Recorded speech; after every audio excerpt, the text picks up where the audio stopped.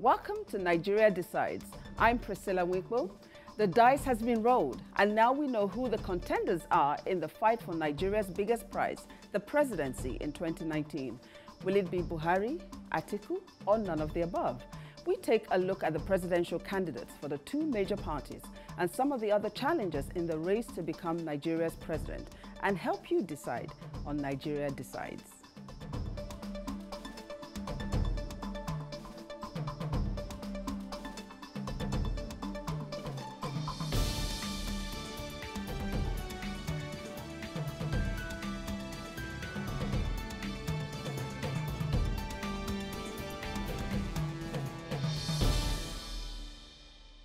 At the weekend, President Muhammadu Buhari and the former Vice President Atiku Abubakar were picked to stand for the All Progressive Congress (APC) and the People's Democratic Party (PDP) respectively.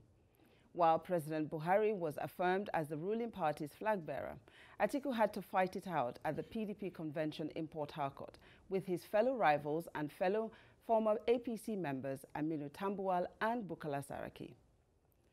Buhari and Abubakar are now the front-runners in the 2019 race for the presidency. So let's take a look at the political record of these two titans of Nigerian politics. PMB enters the race with the advantage of being the incumbent, with a good track record over the last 4 years. However, in 2016, Nigeria entered its first recession in 25 years, mainly caused by a fall in the oil prices and attacks in the Niger Delta. Unemployment also began to rise with a reported loss of 7 million jobs during his administration. This year, Nigeria's economy has begun to emerge from recession, but growth remains sluggish and inflation is above the central bank's target range. One of PMB's key areas of focus has been corruption, which he has helped to reduce. However, his critics complain that not enough has been done, arguing that he has focused his attention on his opponents rather than graft as a whole. Alhaji Abubakar Atiku, on the other hand, hopes to replicate Buhari's 2015 fate of winning a presidential election at the fourth attempt. He left the ruling APC party in November 2017, rejoining the PDP a month later.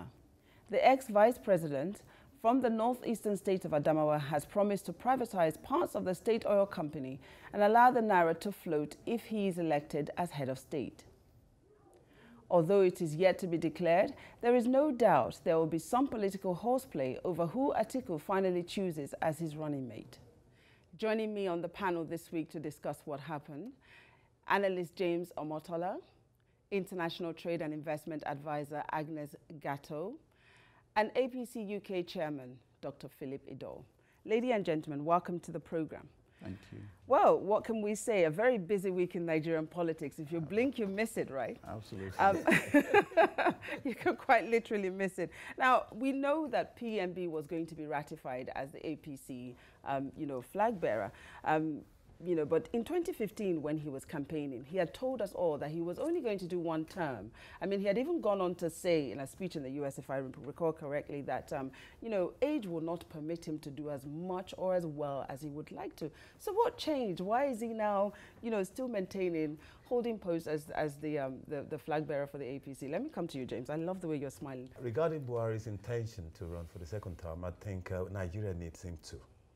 Okay. We need, even though we promised not to run for the second time, I think we need him to, because the sort of stability that I think Buhari is bringing, it might be slow, but the sort of stability he's bringing should not be completely eradicated and then given to somebody else. Okay. So in my view, he should still be there, regardless of the age. Thank God his health is okay now, and I think he needs to continue. Okay, I have a thought. I'm going to hold it because I see Agnes is, her head is knocking and she's smiling away. Agnes, you wanted to say something. I'm going to hold that thought and come back to you on the health issue. But Agnes, go for it. Thank you very much, Priscilla. Interesting to hear you, James, saying that Nigeria needs Buhari. Nigeria needs institutions that can carry on post-Buhari.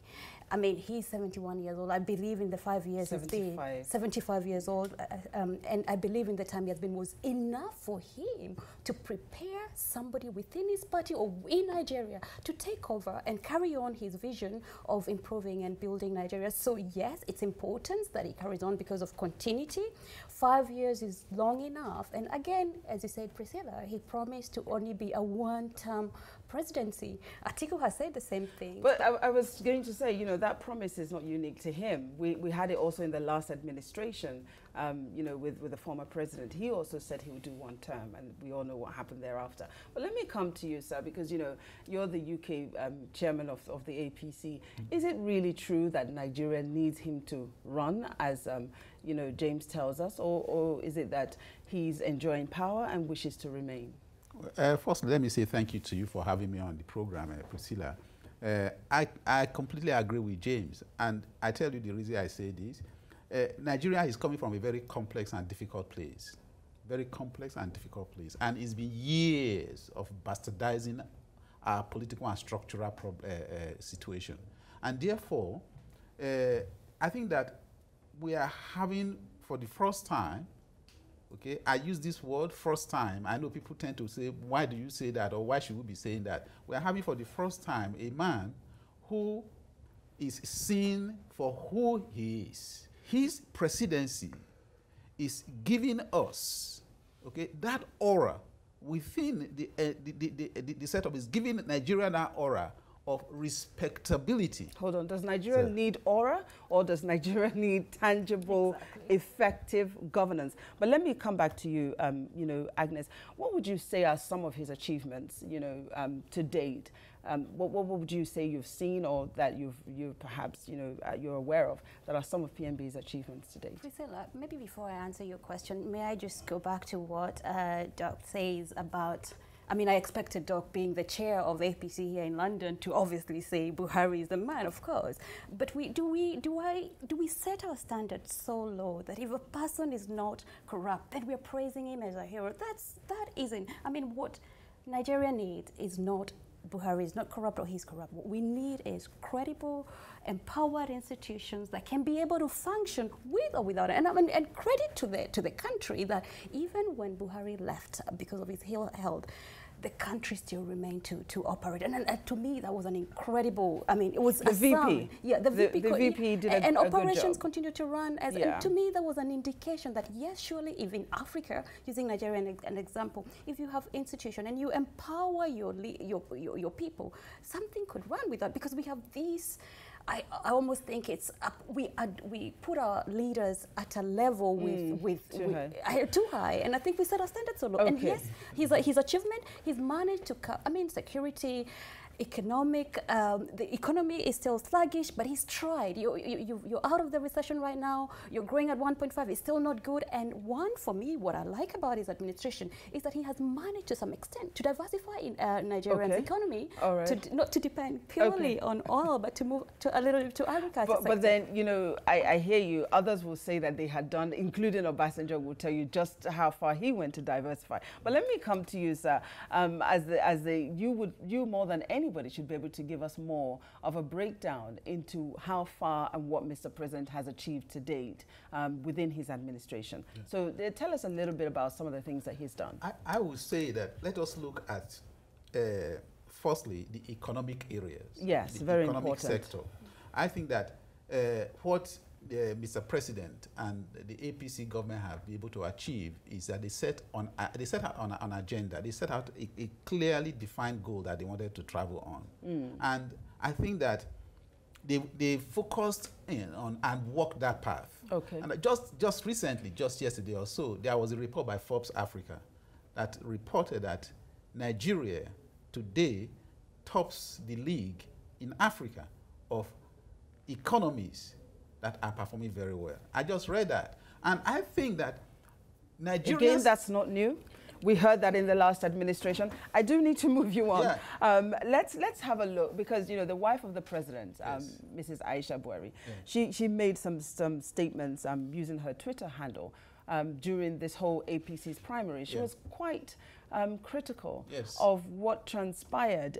You know, she said that in her tweets that there were irregularities, impunity, and unfairness. I mean, that coming from the wife of the president.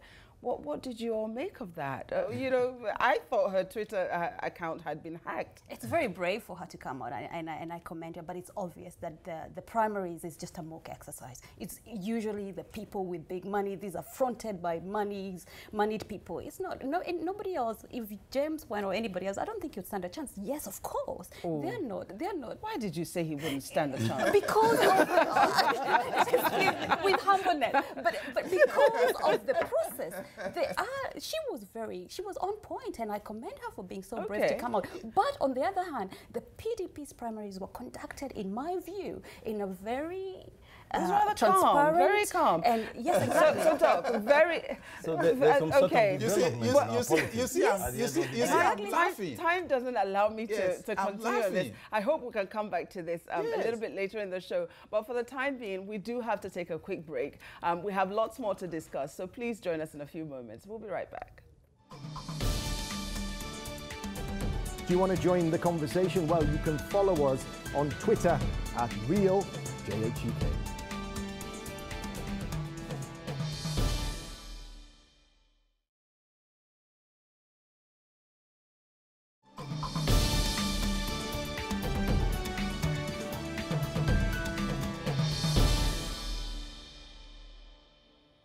Hello and welcome back to Nigeria Decides. Many thought the PDP primaries will be a close-run thing, but in the end, Atiku Abubakar gained 47% of the votes, beating the main rival, Tambuwal, to a distant second place, while the Senate President, Dr. Bukola Saraki, came third with only 10% of the entire vote. Well, I mean, it's very interesting what transpired. A lot of surprises, I must confess. But I think one of the most interesting statements that we heard over the weekend was that the national leader of the APC, former senator and the former governor of Lagos State, Bola Ahmed Tinubu, said Saraki and Tambuwal hopped over from the APC to the PDP because of their lust for presidential power.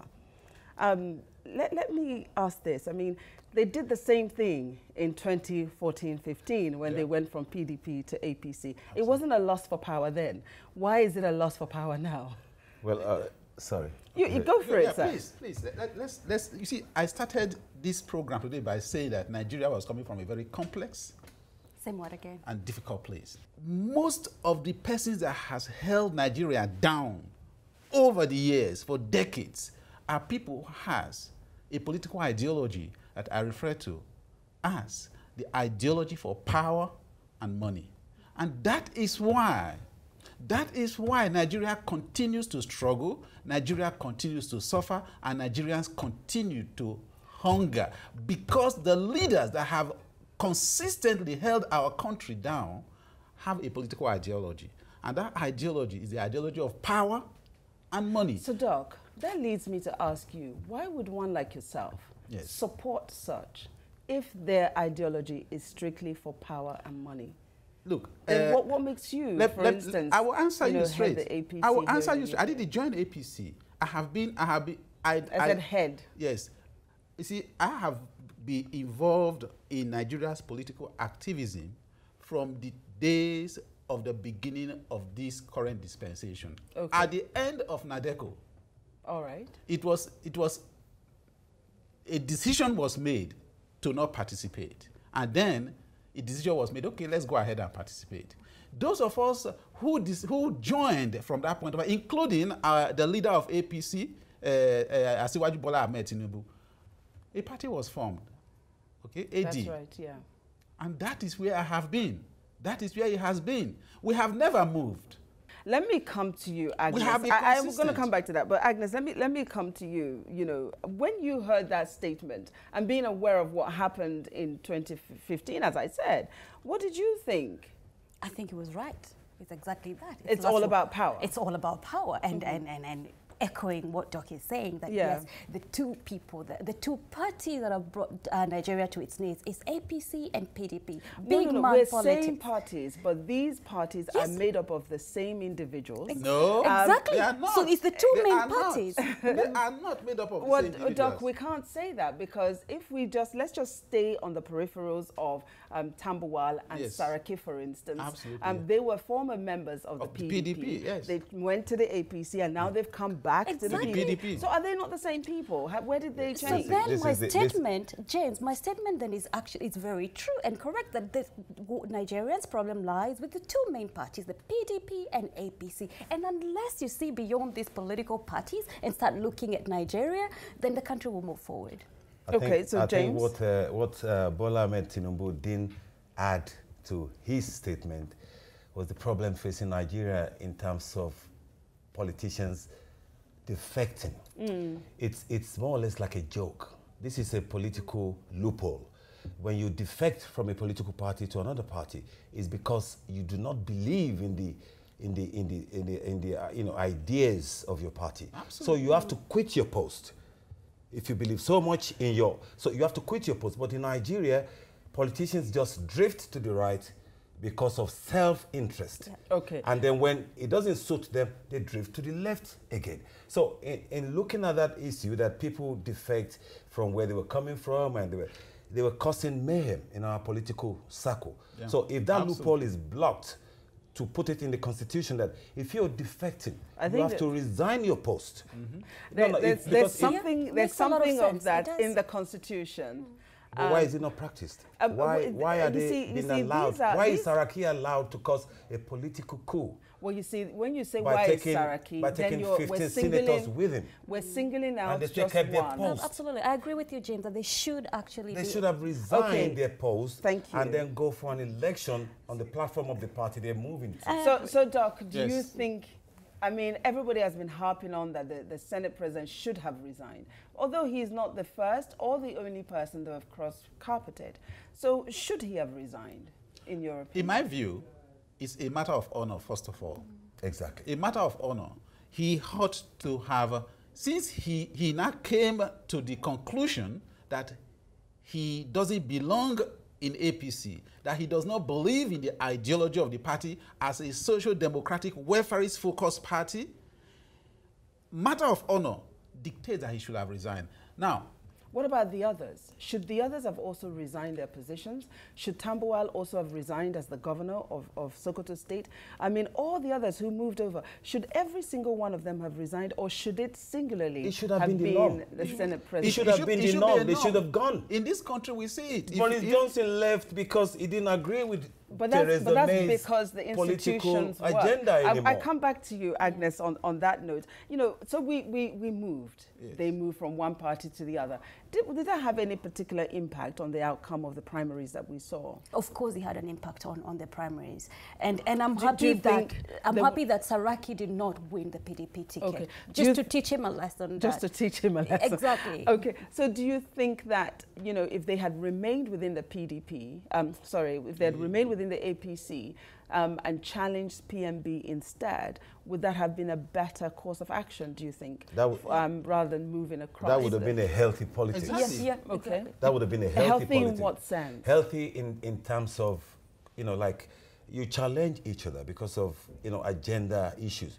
That is politics. That is politics. And it should be welcomed, actually. Exactly. That's what it should have been. That would have been in the greater interest of Nigeria in the long run. There's another thing, and that is the former president, who is seen by many as a statesman, whose words carry a lot of weight. And that is former President Olusegun Obasanjo.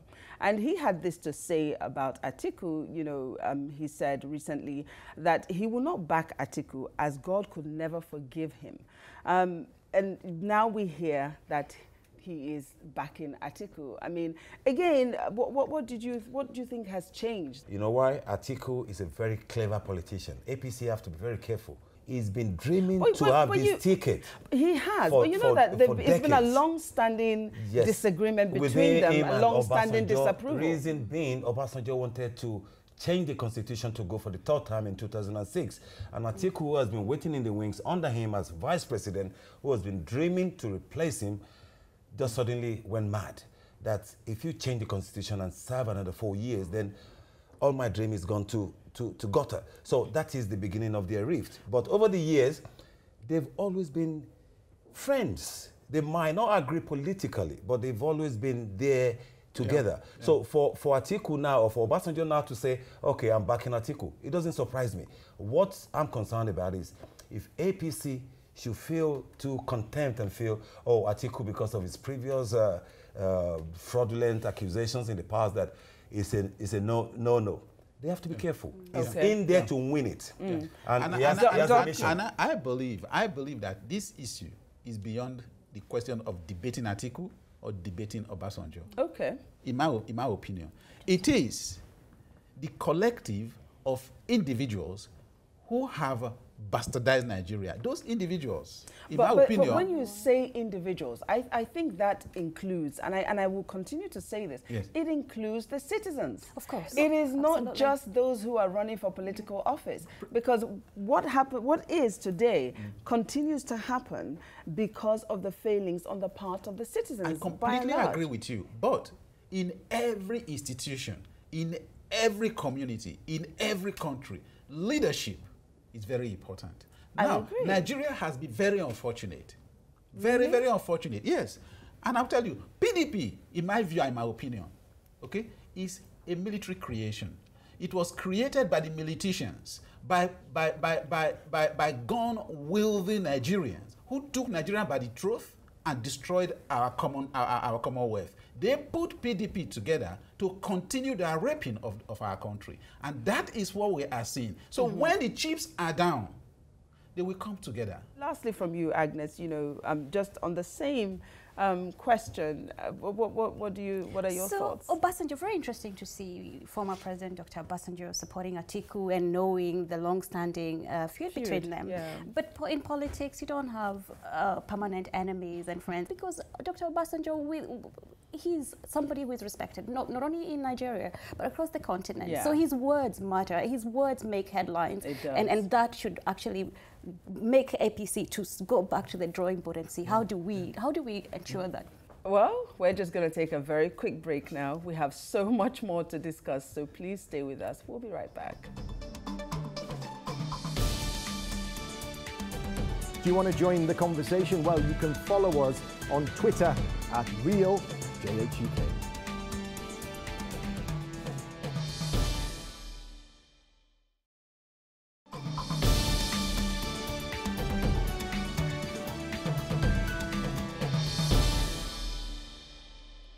Hello and welcome back to Nigeria Decides. I'm Priscilla Mwikwa and I'm pleased to welcome back our panel.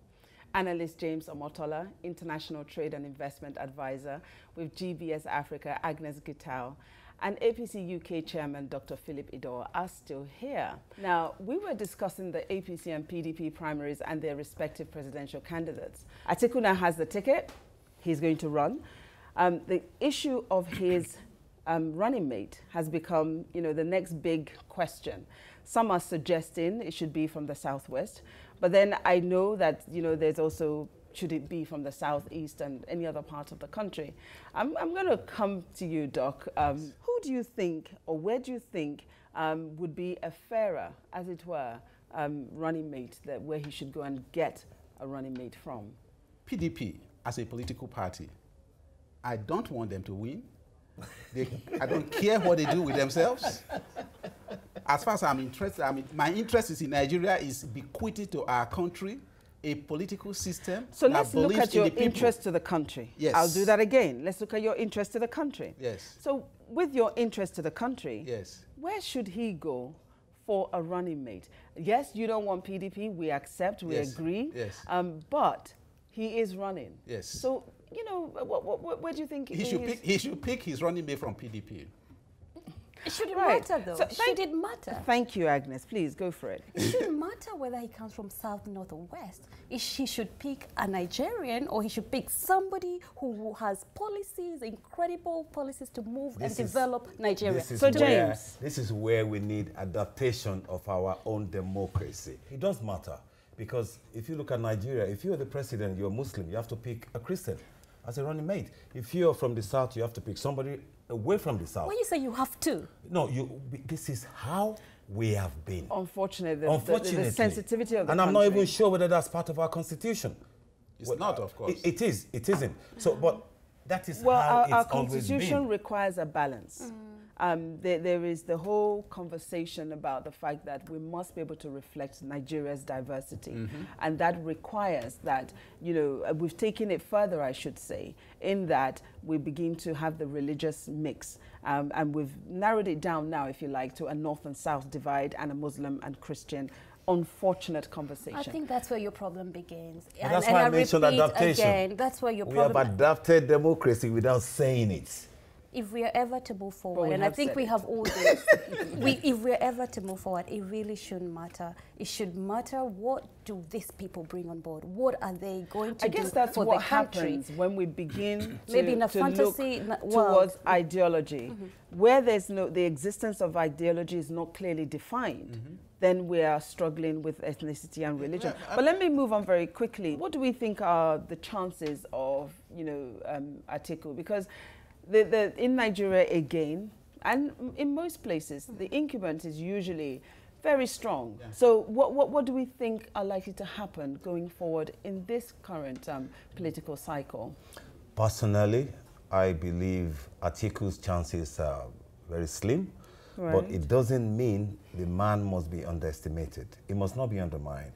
It's a political power himself, and he's kept that power and connection over the decades. And we all know his main ambition is to be president. And he's never had a chance to even get a ticket to run. So he's just getting the ticket to run for the first time. And whether he's been accused of corruption in the past, he's never been prosecuted. He's still seen as a politician who was a vice president for 80 years. That's a credible record on its own. So in my view, I don't think he's gonna win. I think he's gonna. Regardless of who he has as running mate, you don't think that may have an impact? That wouldn't make a change, because already PDP, because they have no choice but to pick Atiku, they've complicated issues for themselves in the sense that there are two northerners now running for the office of the president. But doesn't that mean that the northern vote will be divided? How does that complicate issues? This is why I said because what it means now is that, because if we let's look at that for just a minute. I'm just going to digress for a second. You know, what we have two northerners, we have two Muslims, and they're both of the similar age gaps, age group. So then, you know, doesn't that mean then that where Buhari, for instance, prior to now or prior to 2015, always had a secure 20 million votes, doesn't it mean now that security of votes that he had in the north will no longer stand intact, but it will be divided? He would have his votes intact. He might lose some. This is why I said it's an implication for PDP. And they're also both because Buhari's followers in the north, they are cult followers. They love him, regardless of what his opposition are saying about Buhari. He's highly admired. You have to understand that from another northerner's point of view. So Buhari... So they don't admire Atiku? Well, he has his own followers, but not as much as Buhari. Because they're both also of the Fulani tribe. Yeah. What do you say? APC, as a party, will not be complacent. The strategies for 2015 will be different from strategy for 2019. That is what is going to happen. The situation will be reviewed. Now, as to the Atiku, or I mean, as a presidential candidate, breaking down and dividing the votes in the north, we have to look at the perception of the individuals. How do Nigerians, or the ordinary Nigerian on the street, perceive both individuals? And I agree with James there. Okay. The Talakawas, the poor people in the north, we go with President Buhari any day. Day and night. Any day. So we don't the elites, those Yeah. who are interested in only what comes into their stomachs, what comes to their families, what comes to their children. Right. All right? Many of them may go, I say may go on with Atiku. Okay, so Agnes, I am coming to you. I Thank hear what you. you say, sir, and I hear what you also say, James. But we also know that we've had two titans of the north move over to the PDP, and they would probably work towards their party winning. Absolutely. So Sokoto, for instance, and Kano is a huge, it's a vote decider. It's a very, very pivotal state. Agnes, can we still stand by that to say that these states, regardless, are going to work for President Buhari because he is the incumbent, or are they going to work because, you know, their party is PDP? So the incumbent has the power of the office. He can use the state resources to mobilize votes, and he's probably likely to do that, as you'd expect. And you know, in African politics, as you rightly put it, it's very difficult for an incumbent to lose. But we saw that upset when Buhari came to power, so it's likely to happen. So I think they shouldn't take for granted and shouldn't be comfortable in saying that Atiku will not win. He will give Buhari a run for his money. He's the candidate you need to watch, and absolutely the northern vote will be divided, whether we like it or not. It will be divided, and that's a challenge for Buhari. I think what he needs to do is hit the campaign trail, go to the grassroots, reassure the people that give me another 5 years and I will complete what I started. Okay. So on that note, let me just throw this in very quickly. You know, the candidate Atiku now says that part of the things he's going to do, he's going to privatize part of the state oil company and allow the naira to free flow in order to attract more foreign investment. Those are some of the policies that he's planning. Doc, I mean, I'm excited to jump into this, but go on, Doc. but let me allow Agnes to just finish, because she is. Let me allow Agnes to finish on that. Then I'll come to you because I know you're waiting. Yes, you know, on paper, that sounds incredible, but nobody has the magic bullet to revive Nigeria's economy. But privatization is not the way forward. And yes, I know the public has failed to privatizing part of it. Part of it. But who is going to run those economies? It will be people who have no interest, people who've been able to amass wealth without any interest on the masses. So I don't think it benefits the people of Nigeria. I do not think, I think managing the state corporations effectively is the way forward. Privatization, not at all. What it does, it will bring another billion. Will it not create more jobs? Let me come to you, Doc. Will it not create more jobs? Will it not open up the market a lot more? Even as it stands now, there are challenges in running the state oil company, and we're not getting as much as we should be getting. So some would, you know, agree with Atiku. Thank you very much. Thanks, Agnes. You know, you are an economist, and I couldn't have defined the economic, you know, issues as well as you did. The point is this: you see, that statement from His Excellency Alhaji Atiku, okay, for me, defines what I have said earlier. One of the things I said earlier. You have Nigerians whose only interest is about continued impoverization of Nigerians through all kinds of fronts, to continue to empower themselves and their cronies using big economic words like privatization, technocrats, and all that, and they bring foreign powers and all that to continue to undermine and underdevelop. Foreign powers. Yes. I mean, I have seen Nigerians that probably, you know, diasporans being brought in. Not, I wouldn't say foreign powers. The thing but is, when you open up the market, of course, you will have private investors interested in the market. And I think it's a good thing. Okay, but however, we do need to go. We do need to go. So we're going to take a very quick break. And as you can see, we still have so much more to say. So please join us in a few moments. Do you want to join the conversation? Well, you can follow us on Twitter at RealJHUK.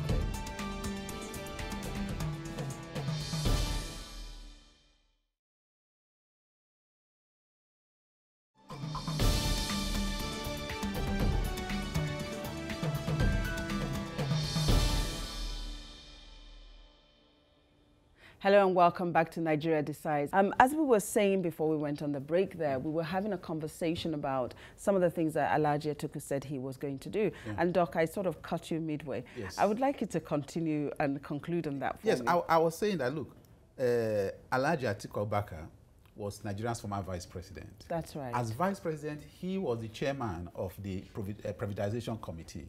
You know, he superintended over the sales of numerous Nigerian assets, including Nitel, such that today, yes, telecommunication-wise, Nigeria is opened up to mobile telecommunication. But he also presided over that, over the GSM contracts and all of that came in. But I am saying that for a body, an organization like Nitel, right, what it did to Nigeria was that today, landline-wise, big data transfer and the sort, I believe that Nigeria's situation, security and all that is compromised. Okay. Because how do you have a country that is completely business-wise, security-wise, is completely dependent on the internet? Well, not solely, because there are some landlines. It may not be as much as what we have. Not as robust as it should be. Yes, but there are some. He also makes mention of the fact, and he speaks a great deal about the fact that he creates employment. And I think, if I'm not wrong, I think I've heard somewhere around the figures of something like 50,000. He employs near, to that amount. So tell me something. He says this. I am yet to meet, and probably I won't, because obviously there are over 180 million Nigerians in existence, and he's talking just 50,000. But his employment creation, can we really attest to that and say that indeed it is a reality that contributes to the growth and development of the Nigerian economy? Even if he has created 50,000 employees, I think we shouldn't be praising our politicians on minimal achievement. Atiku is somebody that could have or should have created at least 500,000 employees from his wealth and influence in politics. So I'm not looking at that for him as a political point to gain votes. If you look at Atiku, he's articulate, has a gentleman approach to politics. But to think Atiku will come with a piece of paper on his propaganda or projects to defeat the already tested. Okay, so you don't think he can do it? Priscilla, may I say that, yes, Atiku can talk about the many jobs he's created, but we must remember that he was able to provide this job or create this job because there was a conducive business environment that was created by, say, APC or the government. It began after he left office at 8 years or even during. So the environment was created, he will say, was created by his administration at the time as vice president. And if he's mourning about the fact that Buhari has not been able to stand up to his promise of creating 3 million jobs, he was also a vice president at one point. So people of Nigeria should ask him, so how many jobs did you create? And I guess that's why he's saying 50,000. That's not good enough. It shouldn't be a ticket. He's saying that as an independent citizen. That's a personal achievement. That's not as part being so part as of an the independent citizen, you're able to run a business because there is an infrastructure. That infrastructure has not been created by Atiku. It has been created by the Nigerian taxpayers and Nigerians administration. So he shouldn't use that as a ticket. So Nigerians don't vote for him based on that. Okay, so Doc, I come back to you and I ask this question. Tambuwal and Saraki, two big players, on the Nigerian political scene. We've seen them move yet again, as we've talked about, today. Are they likely to remain within the PDP, or are we likely to see another change of? I hope so. I hope they have finally found their bearing. I mean, they would say they're back home. Yeah, that's what I'm saying. I hope they have found peace in their natural turf. Right. Now, one of the things I must say about Dr. Saraki is this: since 1999, he's the one Nigerian politician. He's the only one that I've read. Maybe I haven't read on that, but I have read who came out and said something of this nature about his belief in capitalist, market-driven economy. Right, yeah. All right? And maybe that is what PDP represents. Maybe. As for Honorable Tambuwal, I think that he's been hasty, and he has not been calm or patient enough to interrogate the political environment from which he has jumped. Okay. Before wanting to become president. Yes. I don't want time to just elude us without us actually looking at some of the other contenders. Yes. Because, we have over 80 political parties, and we have a lot of presidential candidates. And in this year, we're seeing a lot more women folk coming into the race. Once upon a time, we had just singular Sarah Jibril. But today we have, for instance, Obi Ezekwesili running for the presidency. Most will be excited. Most will say that she has, great records, not just around the world, but also on the Nigerian political scene. And of course, the one that we can all remember so much is her stand during the Bring Back Our Girls campaign. She is a titan of her own, in her own right, female titan. What are her chances? How do we see her faring in this race? Extremely slim. You can't just use your qualities or personal achievements to achieve a political post, especially in Nigeria. There's more to it than winning a political post than just your CV on a paper. No, but she's been extremely vocal. She is. We can't take that away from her. She has a really voice on virtually everything that happens, unlike, some of the men folk who are running presently. Yeah. So is Kingsley Moghalu, who is extremely talented. If you're going to win the president's office through eloquence and CV, Kingsley Moghalu will be there as the president of Nigeria. Alista is there. Exactly. So there's so many credible candidates. I met Eunice here. Eunice is... Nobody beats her. Indeed, you have mentioned, and they all have their attributes. But what we can't take away from Obi Ezekwesili, it's somewhat different when you're on the scene. We hear a lot from Obi Ezekwesili, and Nigerians are very much aware of her, of who she is and what she does. So what are her chances? We also have Oluwafunmilayo Adesanya Davis as well running. As I said, we have quite a few women. Yeah. What are their chances now that we're seeing a lot more women coming in? Agnes, you and I, let's see, is the girl power thing going exactly. The world is changing. We see women, there's been this narrative of empowering, pushing our women for, because we do much more. And absolutely, my vote, if I was a Nigerian, my vote would certainly, without even a question, will go to Obi. Okay. A woman who has proven herself, not only international. Some people are very good, have a very good international CV, but they lack what they do on the grassroots. But she's done much more. Look, if it was not for her, we would never have... the administration was very laid back on the chief. So Doc, we see Professor Sonaye, she's back, COA party. Yeah. We also have Princess Oye Nike Roberts running also. And of course, you mentioned there Eunice Atuejide. So there are a lot of women on the scene this time around. In your view, we know it's a man's world, but are they going to get any votes? Very important. Well, let me say this, I do not agree that in Nigeria, women are necessarily oppressed. Why do I say this? Did you say are necessarily oppressed? Yeah, why do I say this? Okay. Now, in the workplace, okay, I didn't know that people could earn differential salaries, for instance, until I came to this place. If you work in the same office with me in Nigeria, you earn the same salary. So, but let us come back to the political side. You didn't